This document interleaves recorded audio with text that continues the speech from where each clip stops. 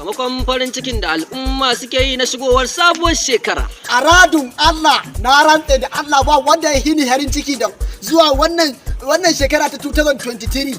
Don haka 2023 ni murna nake da zuwa ina jin daɗi domin zan dinga sa gazna ina canja hula wani kalan hula da nake sa. Tambayar da muka yi wa al'umma cewa me yasa suke farin ciki akan shigowar sabuwar shekaran sai suka furta mana cewa Alhaji Atiku Abubakar ya samu mulkin Najeriya. Billahi na sai mun fi kowa jin daɗi.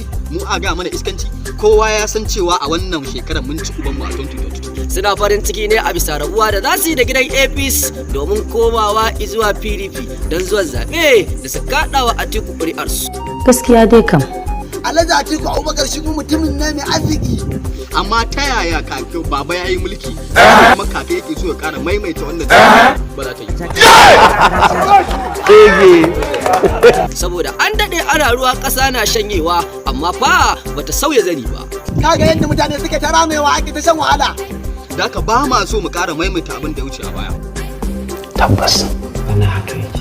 Saboda an sha wahala mulkin da ba a gane ramamme da mai kiba. Muna cikin ƙaƙani na halin babu da halin rashin samun abinci. Tashin hankali.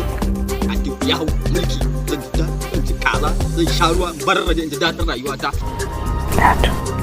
Al'umma da dama har yayi yawa sakamakon cewa jikinsu ya gaya musu a mulkin APC. Wanda ne ta kai al'umma suna tafiya akan hanya har ma wasu daga cikinsu suna ji kamar ana kiransu sabon tsananin talauci. Shanayenmu sun lalace jikinmu ya lalace.